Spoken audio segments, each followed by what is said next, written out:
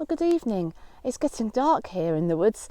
I've just come down. I've been down here for a little while collecting some birch bark for some dyeing I'm going to be doing, some botanical dyeing, which is very easy to find in the woods because the birch trees, there are lots of birch trees, and the wood tends to rot when they fall. They're left very beautifully actually in the woodland here to feed the forest floor and to be habitat for creatures, but it does mean that the wood rots and the birch bark remains, so it's very easy to find some bark that you can, without any harm to the trees, you can forage for.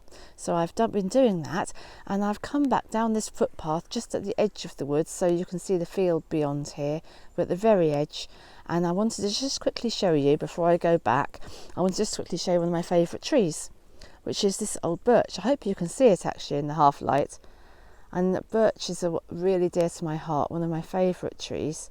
And this particular one, it just looks so old and venerable. They do say they don't live beyond about 60, but this just seems so much older than that. Its story just seems to be written here in its twists and its turns. It's almost like an old, it's like muscles or skeletal form here.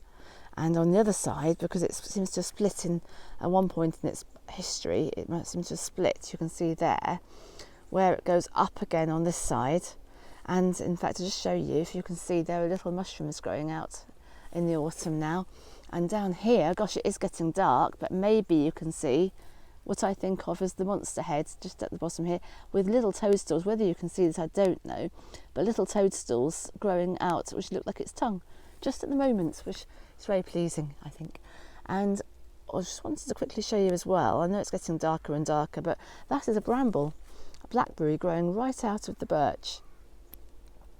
And on this side, the other thing I really wanted to make sure I showed you was the hollow here, where everything can gather, but it's almost like a tree community, because you've got acorn cups and hawthorn berries gathered there, and leaves from different trees as well as the birch. So I liked that. It's like a joining together. All is one really in the forest. And down below, I've set out, another thing I wanted to show you is one of these, it's a hearth, as I call it. It's something I made, and I used to make a lot of these actually in the past. I've just started again thinking about some more making. And this particular one, was made for someone who asked me to put runes around the edge. It's like it's mandala really, it's fabric. It rolls up and you could take it anywhere. So you could use it as a focus for meditation, or as a mandala, as almost like a mala where you count as you go round. You could just put a candle in the middle. All sorts of ways of using them really. I should show you some of the things I've done with some of them in future videos. But just to give you a quick whiz around the imagery of it, I'll just zoom in. I'm not sure how the light will like this. Let's see if we can get it to focus, because it's getting dark now. Will it focus? I think it is. Anyway, so around the edge, we'll start with the edge. I'll just show you the back actually. It's just been lined with this green cotton. It's made of linen. Around the edge I've sewn these glass leaf-shaped beads, and there are 28 of those, because that symbolises the 28 lunar days in the lunar month. And then inside that, as you can see on this particular one, there are runes that somebody asked me for, and I had to make stencil for that and work out how to do it, and I did do it, so I was really pleased to have the opportunity to do that. And then inside that there are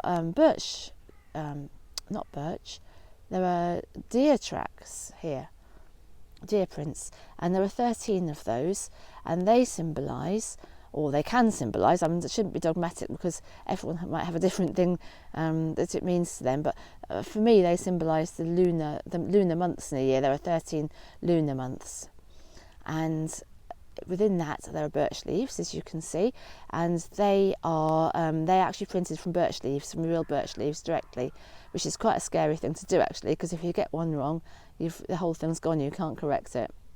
And there are 8 of those, and they are in my mind anyway, they're for the 8 festivals of the year. So you've got the solstices and the equinoxes, 4 quarters of the year, and in between those you've got the quarter points, or the fire festivals, which are Candlemas in February, and a Bealtaine, or I call it a May's Eve, in May, 1st of May, and Lammas, which is 1st of August, 31st July, 1st of August, and Hallowmas, which is 31st of October, of course, 1st of November.